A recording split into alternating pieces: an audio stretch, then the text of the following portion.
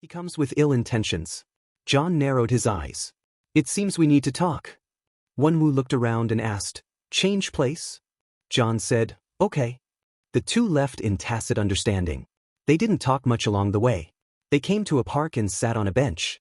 Wenwu spoke first, you killed someone, Wick. Let me think about it. John thought for a moment and said, which one are you talking about?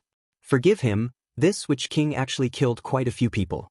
Occasionally, there are conflicts between muggles and wizards that need to be resolved by the Wizard King.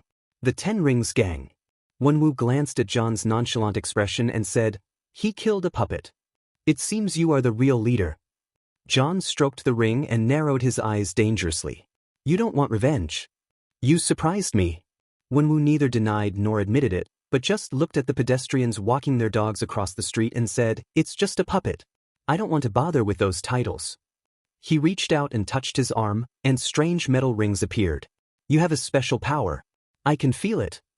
My wife used that power once. He looked up into John's eyes, and saw a hint of sadness in Wenwu's eyes when he mentioned his wife. You love her very much. John was silent. I loved her very much. Wenwu said with hatred in his eyes, but someone killed her. You came with a deal, John said, shifting his gaze. What do you want? If it was for the so-called puppet, he would not show up with such fanfare. This person is very special. John, who is proficient in time magic, can see that the person in front of him has existed for a longer time than Ancient One. A special force maintains Wenwu's life. Wenwu nodded, his eyes falling on a father and son playing frisbee. For my son, he said in a deep voice, I know you, John Wick. I want you to take care of my child, Shang-Chi. His children left the family. He fled from me. His cowardly behavior angered me, Wenwu said coldly. He should be the most powerful warrior. Shang-Chi was sent by him to kill the leader of the Iron Blade gang who killed his wife, but it was unexpected. Shang-Chi did it, but he also chose to leave Wenwu. That is his son. Even after Shang-Chi leaves, as a father, Wenwu will not sit idly by and watch his and his wife's bloodline get into trouble outside. That child is 14 years old. Although Wenwu's tone was harsh, he couldn't help but reveal his worry. There are too many people in this world who would take advantage of his powerful strength. Despite his immense power, Shang-Chi's age and experience are still a cause for concern. Just one murder caused Shang-Chi to collapse, and Wenwu had to suspect that his son would be bewitched by someone with ulterior motives. Underground President. When Wenwu said this name, there was a hint of contempt in his words. As an old monster who had survived for thousands of years, he scoffed at the so-called Underground President. He once conquered kingdoms and established the huge Ten Rings Gang. The so-called Underground Alliance is composed of powerful forces on the surface. Wenwu alone is enough to destroy that alliance. The power your father left you is enough to take care of my son, Wenwu said. There's no need to interfere, just help secretly. You don't have to make him rich as long as he doesn't die. John listened and asked curiously, so what are you going to give me? Doesn't this person know about equal exchange? Or does he want John to work for him for free? Wenwu stood up and said coldly, the mercy I give you will never die. A man who once conquered many countries, his kindness came at a huge price. John smiled. That's very kind of you. Threaten? Sorry, as the Witch King, I don't buy it. Shaking his head and laughing, John looked around and said, let's go somewhere else. It's not easy to do it here. You want to fight me? Wenwu was also amused by John's ignorance and blurted out an ancient Eastern saying, boy, I've eaten more salt than you've eaten rice. John smiled and said in the same language, then you have a very strong taste. The same words made Wenwu pause for a moment. He didn't expect that a person who could be seen at a glance to be of pure Western descent could actually speak pure ancient Eastern dialect. John's hand clung to Wenwu's shoulder like a venomous snake, and he said with a smile, let's change places. Wenwu was about to take action when his body was pulled back by a strong force. Apparition. The sharp explosion startled the people around. Passers-by looked around, thinking that a tire had exploded somewhere. The man in the windbreaker took a few steps forward in surprise and came to the bench, revealing his thin face. He couldn't understand how these two people disappeared. The explosion in the New Mexico skies sent flying birds flying by. Wenwu felt a little uncomfortable, but he quickly realized his situation. 10,000 meters high. His face turned stern, and the metal ring in his right hand flew out and stood in front of him. When it was about to fall to pieces, he punched out, and 5 metal rings hit the loose area, stirring up smoke and dust. John appeared in the clearing, standing with his hands behind his back, wand in hand. Wunwoo walked out of the smoke and dust, his face gloomy. "You are indeed different." "Civilization evolved from fighting," John said casually, twirling his wand between his fingers. "We can't expect mere warnings to scare people." "Just one sentence to make the Witch King act as your nanny? How many faces do you have? You're courting death." Wunwoo had just been taken to an altitude of 10,000 meters by John. He had a long life, but that did not mean he would not die. Superman's strength and speed are not omnipotent. 5 metal rings flew out from the embedded holes and returned to the arm. Wunwoo assumed a boxing stance, and John raised his wand in front of his chest with a smile on his face. "In my school, we once taught about dueling," he said, bowing slowly. "It's a sign of respect for duelists. I don't think you know this." Wunwoo threw a punch, and a gust of wind stirred up the dust. John raised his wand, and a shadow of armor blocked the way ahead. Wunwoo approached quickly, and his fist smashed on the iron armor curse, sending out ripples and circles. John's eyes narrowed. The power of this punch was really not low. The metal ring on his right hand closed, emitting 4 layers of impact. Every collision sent sand and rocks flying around John. He swung his left hand, and the 5 metal rings were connected by a force, turning into a whip with a misty purple connection. With a whip, a gap appeared on the ground beside John. Wunwoo used both hands to push against the mountain, and John used apparition to disappear. The 10 rings spread out and blasted in all directions. Wunwoo is like a human bomber. "Come out." "As you wish." John appeared and waved his wand. A fierce red light intertwined and turned into a bomb. Blasting curse. The 10 rings came together to form an energy shield to block the front, and when it came into contact with the magic spell, it caused a huge explosion. John did not stop attacking. His wand was emitting red electric light and roared past like a long dragon. Expelliarmus! At the moment of touch, Wunwoo immediately felt a repulsive force coming from the 10 rings. He slid back, and the 10 rings resisted for a while after coming into contact with the red lightning, but were forcibly torn apart by the powerful force and scattered. Wunwoo once again assumed a fist-holding stance, and the 10 rings were summoned back to his hands. He looked at John in confusion. "How did you do that?" "A kind of magic." John looked surprised and waved his wand again. His wand was like a barret without a scope. Wherever it pointed, holes would appear in the ground. Sand and rocks are flying. This was an offensive spell, and the civil and military forces were revitalized, with the 10 rings flying to block the magic. It's not that he is unable to attack from a distance. Metal rings fly towards John. John couldn't defend himself completely even after activating the iron armor spell, so he had to keep dodging. It was this point that allowed Wunwoo to discover his weakness. "You're afraid of my approach." Wunwoo seized this opportunity and immediately began to approach John. Wunwoo also has a way to deal with John's elusive apparition. He summoned the 10 rings, gathered his hands together, and swung them heavily. The 10 rings exploded around the body with powerful energy and spread out. As soon as John apparat, he was targeted by a metal ring. The soles of his feet exploded, and at that moment, John's pupils shrank into vertical pupils. The metal ring that was originally flying towards him was knocked away by the wand he waved. Wunwoo had already jumped high, and the 10 rings returned to his arm at the moment of being pulled away, and he punched down. Dust flew up, leaving a wide hole in the ground. John appeared 10 meters away and wiped his forehead. That was really close. Wunwoo stood up slowly, raised his right hand, and put all 10 rings into his right hand. "You won't be so lucky next time. I admit that your weapon is indeed powerful." John looked at the wand. It had just been bumped and he thought the Elder Wand was going to break. "Boy, I'll give you one more chance." Wunwoo took up his fists. "Find my son." "I can only tell you again reluctantly." John looked directly at Wunwoo with his vertical pupils and smiled faintly. "Equivalent exchange. You can't mess with me." The two sides are on the verge of a fight. Wunwoo saw that John was still like this. Although he was wary of John's ability to appear and disappear at will, he was not afraid. He got the 10 rings and punched out. The power of this punch, accompanied by the flying of the 10 rings, was so fast that people had no time to react. John turned his wand upside down and stabbed it into the ground with force. A huge hand made of sand and stones broke out of the ground, and its clenched fist collided with the 10 rings and was blown apart. Then a giant python opened its mouth wide from under Wenwu's feet and soared into the sky as if it was going to swallow him. Wenwu reacted quickly, spreading his legs to press against the python's upper and lower jaws. 10 rings quickly flew back into his hands, turning the rings into blades and splitting the huge python in half with one stroke. As the body fell rapidly, John pulled out his wand again, and a blue light fell on the ground beside him. A big dog came out and knocked Wenwu away. Transfiguration. Wenwu also fought back, and 3 metal rings flew towards John, making a clanging sound. One of them bypassed the armor spell and hit John on the shoulder. His clothes were torn and John stumbled and flew out. Before hitting the stone, he used apparate to land again. John shook his hit arm and looked over. Wenwu had escaped from the big dog's mouth and was staring at John.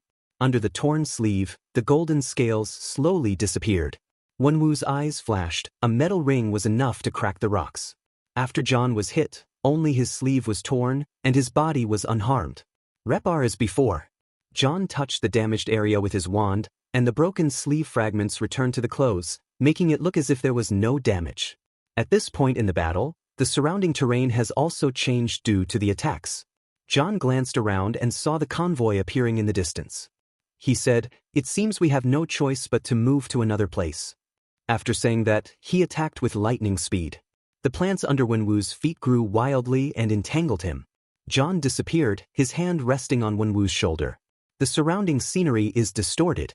Wenwu immediately resisted, and the 10 rings blew away the vegetation, but it was still a step too late. Cold air is inhaled into the nose. He took a closer look. Blue sky and snow. A red light came down on his head, and the 10 rings once again gave rise to a strange force of repulsion, and bounced him away. The magic wand made a sound of breaking through the air in front of his eyes and enlarged towards his eyes.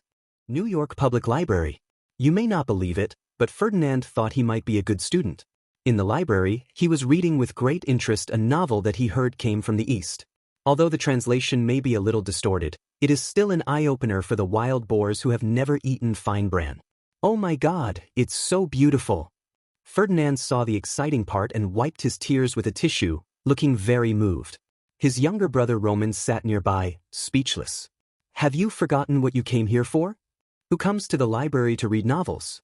Ferdinand then remembered the important matter and took out a book on financial management and opened it. 3 minutes later, his head was shaking. Unable to hold on any longer, he took out a bottle of his secret weapon and took a deep sip quietly. Half an hour later, a person was pushed out of the library. Ferdinand, lying on the stretcher, struggled. No, who called an ambulance? Roman felt guilty and hid himself. Unfortunately, his struggle was useless and he was still carried up. After arriving at the hospital, the doctor was full of admiration and said, "Just inhale the pepper spray. You are a tough guy."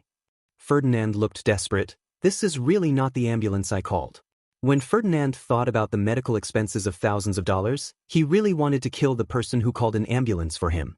Everyone knows that American healthcare is notoriously expensive, especially when a dentist came over and told him seriously that it would be better to have one of his teeth extracted. He protected his wallet and rushed out of the hospital without looking back. He got into his broken pickup truck, left his brother behind, and drove away with his foot on the accelerator. Finally escaping from the horrible white hell, he remembered that his vacation seemed to be coming to an end. I took out my cell phone and dialed the number, but heard a busy tone. The number you dialed is out of service area. Where did the boss go traveling? Ferdinand looked suspicious. Could it be that the boss went abroad to get drunk because his female assistant was gone? To be honest, he felt that the way the female assistant looked at her boss was not innocent. The two people might be having an affair.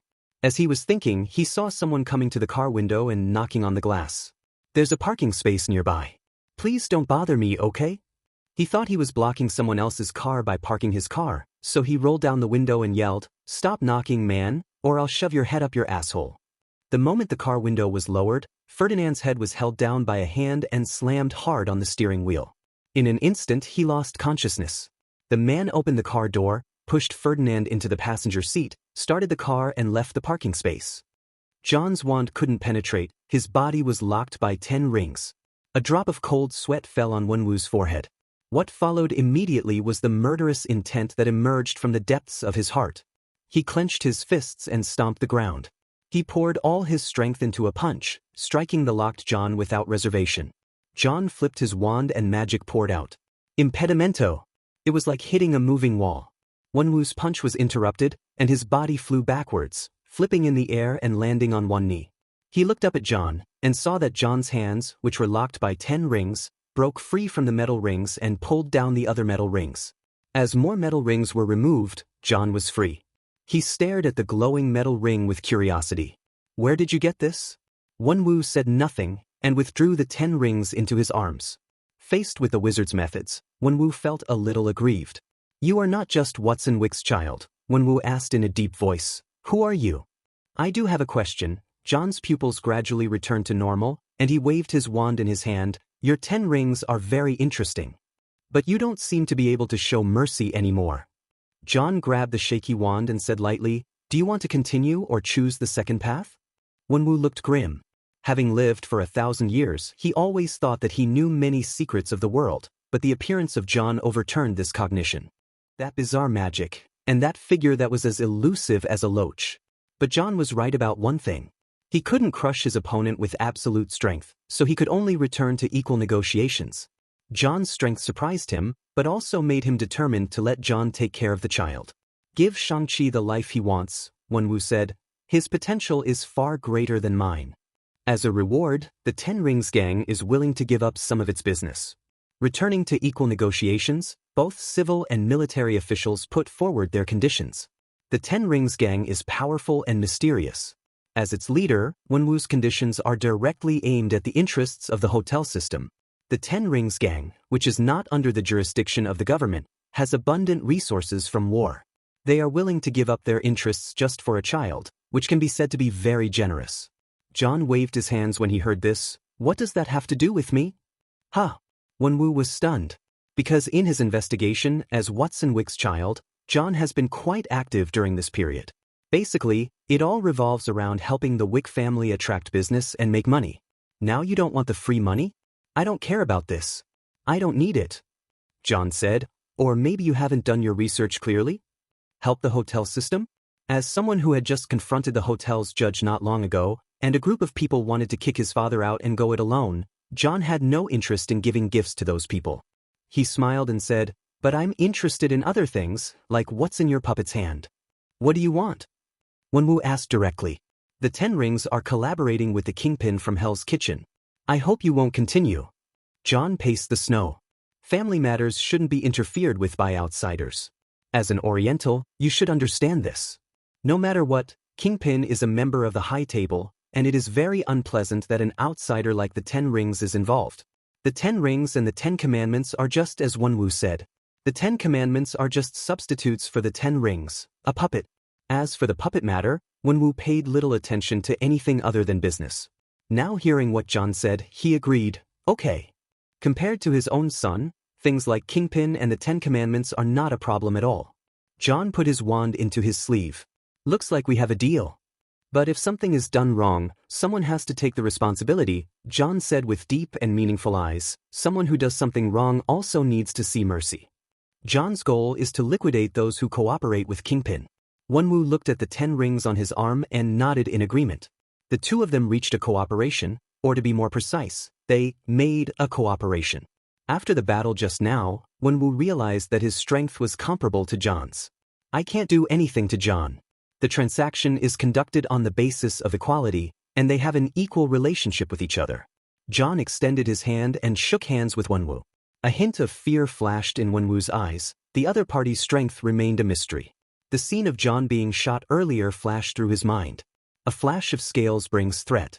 By the way, a personal question, John asked curiously. You've lived so long, how did you get a 14-year-old son? My wife and I met and had the fruit of our love. Wenwu's face was gentle.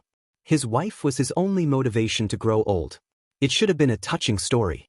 Then he saw John's surprised face and asked in amazement, You mean, you've lived for so long and found a little girl in her 20s? John's expression is very interesting. This is no longer a love between a grandfather and a granddaughter, it is a love between ancestors. It's not even tender grass, it's seeds? Old cow eating seeds? Wenwu understood what he meant and his face darkened. Do you know what love is? John's expression was indescribable. As the two men shook hands and made peace, a roar shook the snow-capped mountains. The two looked at the same time and saw a guy covered in white hair sprinting towards them. That thing was extremely powerful and had a clear target: the two people who disturbed its sleep. John asked in surprise, "Snowman? Isn't this the Tibetan Yeti from Fantastic Beasts?" It seems that the fight between us alarmed the other party. Wenwu didn't care what it was. The 10 rings on his hands lit up and blocked the way ahead, ready for battle. The snowman ran faster and faster, and with one jump he smashed down like a cannonball. The huge force sent Wenwu flying, and his face turned stern. The 10 rings are about to attack. That's a lot of strength. John, who had just been unharmed by the iron armor charm, used a bandaging charm to tie up Wenwu and waved goodbye to the snowman. "I hope you'll be here next time." As the Witch King, it only makes sense to protect the magical creatures of the wizarding world, right? Wenwu was attacked by John and his clothes were tightly wrapped around his body. "The avalanche is coming, move ahead." John didn't want to be beaten to death by Wenwu for protecting magical creatures, so he grabbed his hand and apparat away. The snowman rushed forward, angrily beating his chest and roaring, causing an avalanche. As a result, the snowman had no time to escape and was buried by the avalanche. Bang! John returned to New York with Wenwu. The bench where they had been sitting was occupied by an elderly couple. When the white-haired old man saw the two people who suddenly appeared, his mouth opened wide and the potato chips in his mouth fell out. The old woman continued feeding the old man potato chips, staring in amazement at the two people who suddenly appeared. Wenwu staggered 2 steps, shook his head and stood firm, looking like he wanted to vomit but was holding it back. John gave him a thumbs up. "It took 3 consecutive apparitions before I felt a bit uncomfortable." Wenwu waved his hands. This wonderful experience was like riding a roller coaster 3 times in a row without wearing a seatbelt. "Are you magicians?" the old man asked after coming to his senses. John saw that he was discovered and smiled. "No, just a passerby." He waved his wand. "Confusion spell." "No." "Oh, you're just passersby." The old man smacked his lips. "Why would I ask this?" The old woman scolded. "Stan, you dropped your potato chips on the ground." "God, I'm so careless." John looked at the old couple and glanced at Wenwu with a very meaningful look. "See, this is the normal configuration." Wenwu couldn't help but frown again. Although he lived a long life, his body was still young, okay? The 10 rings give him the power of immortality. As long as he keeps wearing the 10 rings, he will not age. Originally, he took off the 10 rings and prepared to grow old with his lover. If that hadn't happened, Wenwu's mood became depressed. John noticed this and realized that it was so harmful for an old cow to eat young grass. So he said, "I know a good place to have tea." "British tea?" Wenwu asked.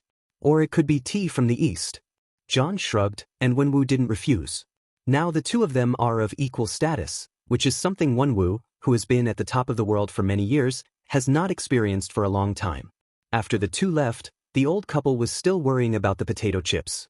Uncle Stan took 2 bites and then the old woman confiscated all the food. This made Uncle Stan very uncomfortable. He shook his head and said, "Life is like potato chips. You never know if the next one will be confiscated." Under the yellow sign, John and Wenwu were drinking tea. He looked around and asked, "Jack, where did he go?" "Robert," said Jack the boss. "He went to visit Terry." "Terry?" John was stunned. The boss pointed to a location and John understood. "It's that girl." He didn't ask any more questions. Wenwu was a little surprised. "You have a good relationship with him?" "Robert." John sat down and shook his head. "We're more like tea friends. This is the first time I know his name. People like you, hanging around in the ordinary world." Wenwu shook his head, not sure whether to deny it or find it funny. "We are not too special, Wenwu." John rubbed the ring on his right hand with his left hand. "You will also fall in love with someone who will grow old. Isn't this evidence?" Hearing his words, Wenwu pondered and said, "You are very smart. I've seen people like you before," he said with a wistful look on his face, "and have attacked countries in my time. Some of those rulers are foolish, while others, like you, possess wisdom that ordinary people do not possess." Wenwu said, "Some monarchs will abandon their territory and people to save their own lives, while others will fight to the death to protect them." But without exception, John nodded and thanked the boss for the cake. "They all died in your hands, didn't they?" Wenwu did not deny it and smiled. "You are really interesting. There's no way you're just the child of the underground president. This isn't something worth discussing. Strength comes first." John picked up the spoon. The mirrored surface of the spoon reflected his face. I believe in strength. Enough strength to protect a strong country. While wisdom is valuable and tyranny is hateful, neither can escape power. John cut into the triangular cake in front of him and said casually, "You've witnessed the rise and fall of dynasties in your life, so you should understand this better. Have you ever been tired of the long life, Wenwu?" said John. His words reminded Wenwu of the years before he met his wife. What was the purpose of his repeated battles? Conquer or emptiness? In the first 100 years, he was intoxicated by his power and began to acquire wealth. In the 2nd century, his power expanded and he began to conquer. In the 3rd century, he looked at his still young face in the water, but the men around him had been replaced a long time ago. Wenwu looked down at the cup of crude oriental tea in front of him, which was worse than any tea he had ever tasted. He picked it up and took a sip, frowning, but the taste gave him a new experience. I once took off the 10 rings. Touching the weapon on his arm, Wenwu fell into reminiscence. But that time, my wife died because of me. After that I stopped taking it off because I was scared, my child. People like us can only spend our lives fighting. Wenwu paused and said in agreement, "You are right. Strength is supreme. Only with enough strength can we protect." "Your strawberry shortcake." Jack came over with the 2nd plate of cake. He had no idea what the two men were saying because they were speaking an Oriental language that was a nightmare for Americans. John pushed the strawberry cream cake towards Wenwu and said, "Try it. Only new experiences can comfort your empty heart." Looking at the pink cream, Wenwu looked at John silently. "Are you serious?" "It won't hurt to try it," John said lightly. "You haven't tried it before, have you?" Wenwu took a deep breath, picked up the spoon and looked at the cake that made the leader of the famous 10 Rings gang somewhat helpless. He scooped up a bite and took a bite. The cream was a bit too sweet for him, who had a light taste. The cake and oriental tea made this meal a bit of a torture for Wenwu. The end of this meal also means that the two will go their separate ways. Before leaving, Wenwu gave John a photo of his son. "You gave your son freedom." John looked at the boy in the photo, "But you yourself stayed in that palace." Wenwu smiled and said, "You are a good man, John Wick. You can train him, you can test him, and then you will find that he is the most powerful warrior." They said goodbye and left. Even though they spent more than half of their time together fighting, Wenwu developed more trust in John. With thousands of years of experience, he believes that he can never make mistakes in judging people. John also held the photo and murmured, "What can a 14-year-old boy do in New York? Continental Hotel. Although this place is where killers work, it has all the services expected of a 5-star hotel. In the kitchen, an Asian teenager wearing rubber gloves washes dishes with a sponge. Sean, finish cleaning these and come to me for settlement." The black receptionist smiled kindly. "I know there's a scholarship application available. Maybe you can use it." He handed over a sheet, and when Sean was about to take it, he pulled it back. "Wait until you're done washing it. It's only 1 sheet." "Okay." Sean works very hard. He works part-time to earn money for his studies. After class, he washes dishes to earn some living expenses. He worked hard at washing the dishes. This job was unfamiliar to him, but he was happy to be out of his father's control. The famous young master of the 10 Rings gang was washing dishes in the hotel. Ferdinand woke up in a daze. But soon he found that he could not move. Woo! Woo! His mouth was gagged and his eyes were covered with a cloth. His hands were handcuffed and tied to a chair. He struggled hard but couldn't break free. Fear spread in his heart. He tried to call for help, but there was no other sound except the echo of his own sobs. The kidnappers seemed to notice that he had woken up and removed the gag. "Who are you?" Ferdinand said in fear. "Brother, I just said it casually, it's not necessary to be like this." "You want money?" The first thing he thought of was robbery. "I still have $500 in my pocket. I know the rules, man. I didn't see your face. Please let me go." As a former gangster, Ferdinand had never experienced such a scene. At most, they would just talk a few words and try to snatch the children's pocket money. Being kidnapped was my first experience. Ferdinand was like spilling the beans, and he almost said what kind of underwear he was wearing. The kidnapper listened for a while without saying anything. Just when Ferdinand was wondering if the person was still there, the man spoke. "How much do you know about John Wick?" The voice sounded familiar. Ferdinand said hurriedly, "What? Man, I'm just a driver. What do I know?" He was afraid that the other party would not believe him, so he said anxiously, "This is true. Look at my library card. I haven't seen him for half a month." Really, I'm just a driver. I don't know anything. I swear on God.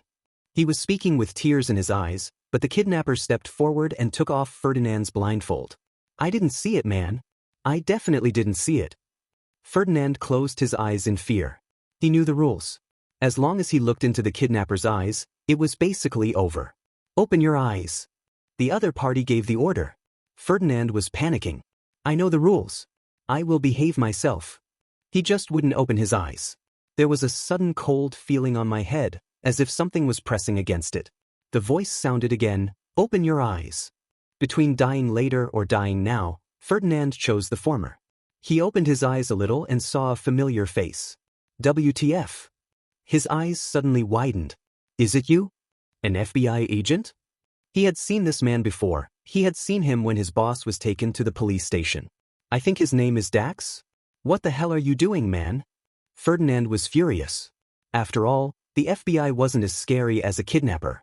He immediately reverted to his gangster self and started swearing, I'll have my lawyer file a complaint against you. Let me go. He cursed, but didn't notice Dax's indifferent expression. When Ferdinand gradually calmed down and realized something was wrong, Dax spoke up, you saw my face, so you should know that if I don't get the answer I want, you will die here. The blunt words stopped Ferdinand from swearing. An FBI kidnapping person obviously doesn't want anyone to know about it. Ferdinand finally realized what was happening and said through chattering teeth, you're the FBI, I haven't broken any laws. I don't care about that shit. Dax suddenly yelled, I want to know who John Wick is. He looked like a hideous devil. John's strange disappearance made him have to find out. Dax's eyes were red. Tell me, who is he? Why did he suddenly disappear? How did he do it? I don't know, Ferdinand explained. I'm just a driver. Don't lie. Dax said angrily. Only someone who is trusted would follow him as a driver. You must know something. I can see it. Dax is from the FBI, his eyes can't be wrong. His questioning was too much for Ferdinand to handle. But to betray John. Ferdinand immediately shut his mouth when he thought of John's terrifying appearance. If I offend Dax, at most I will be killed, but if I betray John, my whole family may die. Seeing that he didn't say anything, Dax punched him angrily, dragging Ferdinand and the chair 2 meters away. Dax has almost become a demon. He has lost his North Star and now needs to find a new guide. John's peculiarity aroused his curiosity. A torture session was about to break out. The phone suddenly rang. Dax regained consciousness, took out his phone, and saw it wasn't his. Looking up, Ferdinand's dropped phone was flashing. He walked over and picked up the phone, looking at the incoming call with "Boss" written on it. He answered. Need I remind you that your vacation is over?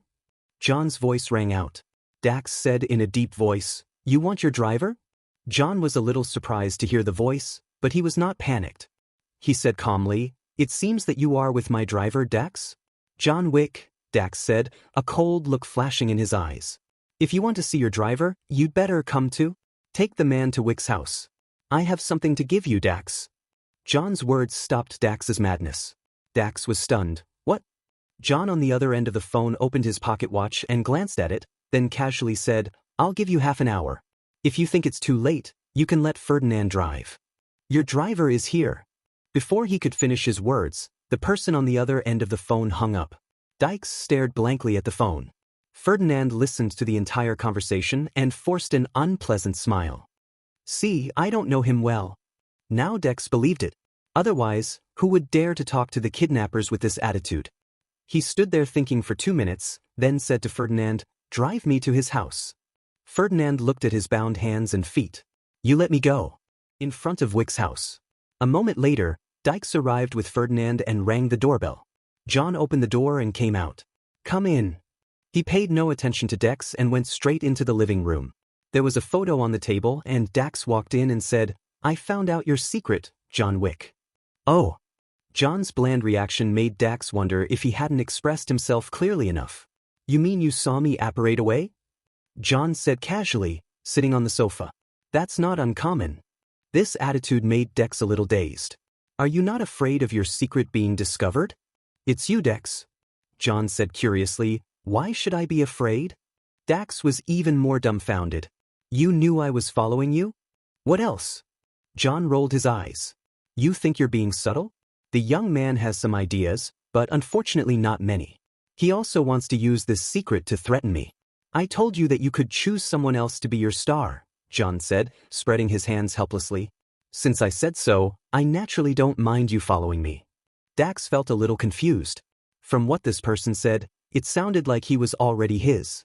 Don't talk about this anymore. Check this person for me. John handed over Shang-Chi's photo and said, his name is Shang-Chi, a 14-year-old boy who ran away from home without telling his father. Subconsciously taking the photo, Dax looked at the Asian boy in the photo. I don't treat you as an outlier, Dax. John shrugged. You can see my uniqueness. We are basically the same. The monster within you is both a curse and a blessing, granting you extraordinary abilities. Flipping his fingers, a gold coin appeared, and John said meaningfully, he can use you, and you can use him. With a flick, the gold coin flew towards Dax. Here's your reward. I'll teach you how to use that guy. Dax caught the gold coin and looked at the glittering gold. He was surprised and said, do you think I'm sick? You can treat it as a disease, but if you can use it to your advantage, you will gain different benefits. John smiled and said, this isn't the first time I've seen you in this situation, so I understand. You need someone to rely on, and I can be yours. When you feel like killing, remember my words, John said. You can be a superhero, Dax. No one wants to live in darkness. Captain America and Iron Man also kill and destroy, but they are admired by thousands of people. His voice was planted deep in Dax's mind. Dax never thought that his illness would be seen as a blessing. What was his original intention in becoming an FBI agent? Or enjoy the respect and dependence of others? He looked at John deeply and said, I will help you find out, but what should we do next? Just tell me. I need to change your clothes. Before the purple potato appears in the future, John doesn't mind giving birth to a few more superheroes in this world. After all, the agreement between him and Ancient One was to protect this world. Is this also a kind of protection? The two people reached a cooperation. Only Ferdinand looked confused. No, I was almost beaten to death, and you tell me this is one of your own? Only Ferdinand was injured. Shield. How is he? His vital signs are normal, for someone who's been frozen for almost 70 years, the doctor shrugged. He's very healthy. His muscles are much more attractive than your belly. But he may wake up or he may not. The doctor limped out with a cane. Hearing this, Fury asked, what do you mean, House? The human brain is the most complex part of the body. For us, that was almost 70 years ago, but for him, it was probably just yesterday. House stopped and the grumpy man said, when he wakes up depends on when he's willing to end that long dream. Faced with the diagnosis given by the best doctor, Fury stared into House's eyes and said word by word, I want him to wake up. You shouldn't have come to the hospital, House said, not wanting to spoil him. You could have gone to church and prayed there. Maybe this great American man would wake up. Isn't it always said that God favors America? Or, you'd better arrange some scenes and music that can evoke his memories, which will help increase the probability of him waking up. After turning his back on the prestigious director of S.H.I.E.L.D., House walked out of this private clinic equipped with all kinds of advanced facilities. Fury turned to look at the man sleeping peacefully. This was a perfect man. The perfect American blonde, blue-eyed and handsome face. A body that is perfectly capable of catching up with cars. Perfect personality. A perfect political career. The perfect experiment. He is the symbol of America, who once led the nation out of the dark trough and destroyed the demonic Hydra. He was the first true super soldier and the man who was inextricably linked to the founder of S.H.I.E.L.D. Coulson walked in, looking at his idol and holding a card with a picture of the man on it. Will he ever wake up? 50% and 50%. Fury patted Coulson on the shoulder. God bless America. His original expectations were dashed, and Coulson put the card carefully into his pocket. He turned his head to look at the corner of the room, where a round red and blue shield with a star on it was placed. Are you worried about something? John stirred his coffee and looked at the black man opposite him. A little. The black man had been looking at the page for more than 10 minutes. When he heard John's question, he subconsciously became less frank. John wasn't surprised. He tapped the spoon against the wall of the cup, put it aside, picked up the coffee and said casually, if you don't want me to know, I will respect you, Robert. The black uncle looked up at him, and John pointed at his boss and said, Jack told me yesterday. In exchange, John held out his fist and smiled, John. Bumping fists, the uncle said, hello, John. After this fist bump, The two finally knew each other's names. Returning to the previous question, Robert sighed. She rebelled against her boss because of me. He recalled the girl. Her name is Elena, and her dream is to become a singer. There's always some difference between reality and dreams. John put down his cup and crossed his fingers. Robert also put down the book. The corner of the page was wrinkled from being rubbed. He closed the book and sighed. I told her that if she could change her current situation, she would have unlimited possibilities. Robert opened his right hand and looked at the lines on his palm, his eyes filled with guilt and struggle. I gave her hope, but she did it and ended up in hell. John listened quietly to his friend and learned about the girl. A controlled prostitute, unable to be herself, wearing the name of Terry, and far away from her dream. One day, a kind black man told her that she had unlimited possibilities. The barren land encountered the rain and dew called hope, and the seedling in her heart struggled to break through the soil. The ruthless hands crushed the seedlings, trying to shatter their hopes. Until the seed blooms, we can't be sure whether it's a weed or a flower, John said calmly. My friend, you're confused. Robert closed his eyes, and the past came to his mind. His wife's departure changed his attitude towards killing. His right hand was clenched, as if he was holding the record Elena had given him. But his left hand was also pressing on The Old Man and the Sea, which was on his wife's book list. Responsibility and the past. A tangled heart. Clinging to both sides will only make you lose both. John looked at the tangled man and said, Follow your heart, Robert. I'll support you, even though we only know each other's names today, he chuckled, but friends are always so frivolous and steadfast. Touched, Robert opened his eyes. He looked at his left hand, which he loved so much, and then at his right hand, which was tightly clenched. Something has to be done by someone, Robert said to John with determination. You've helped me a lot, John. If you need it, I can help you more. John stroked his chin. As long as you are here, just ask me. I will, my friend, Robert smiled. They have a kind of Eastern feeling of friendship between gentlemen that is as light as water. For example, Robert does not ask John when he confronts Dax. John also doesn't dwell on what Robert will do next. Just know when they need help. Robert left, seemingly taking action after making up his mind. Jack, give me a sandwich to go. Your sandwich? John came out with a box in his hand and there was a car parked outside. Ferdinand trotted over and opened the back seat. After John got in, Dax handed him a document from the passenger seat. He came over by boat, went to Midtown High School, got a few part-time jobs, and changed his name to Sean. It's really an experience of life, but I'm really touching that you haven't forgotten to go to school. John took the information and handed over the sandwich in his hand. Dax was stunned and asked, What is this? I didn't think you'd want to go hungry. With that said, Dax hesitantly took the box and opened it. Inside was a tuna sandwich. He looked at the food in the box and felt mixed emotions. Ferdinand opened the door and came in. When he saw the sandwich, he yelled, Where did you get that sandwich? Unfortunately, no one paid any attention to Ferdinand. He could only watch Dax eating the sandwich, feeling very greedy. John opened the file and started reading it. As expected of the FBI, they found Shang-Chi so quickly. Or maybe Shang-Chi never considered that his father would travel across the ocean to New York with the photo, and the boy's hairstyle in the photo basically didn't change. Why does the address look familiar? He looked carefully at the address he had found and suddenly realized, isn't this near May's house? What a coincidence, Shang-Chi is May's neighbor. This kid doesn't know how expensive daily necessities are, and he actually rented an expensive apartment. With the little money he earned from working and studying, he would be kicked out after living there for 2 months at most. Ferdinand. I'm here, boss. John looked at the name of the apartment and handed over the information. Buy the house above tomorrow. What? Ferdinand thought he had misheard and was confused.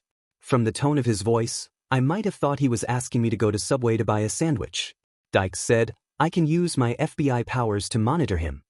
We have a better way to solve the problem once and for all. John disagreed and said calmly, You're not his babysitter, so that would be a waste of your talent. There is no better way to supervise than to become the other party's landlord, because the other party not only has to pay you money, but also has to report on time. John's attitude made people feel comfortable. After all, it might be disgusting to let Dex become a nanny for a little kid. What he needed was John's recognition. The car starts. Get out of here with a roar. At the same time, Robert stood in a magnificent room holding an envelope containing $9,800 US. Facing the ferocious Russians, he pressed the time on his watch.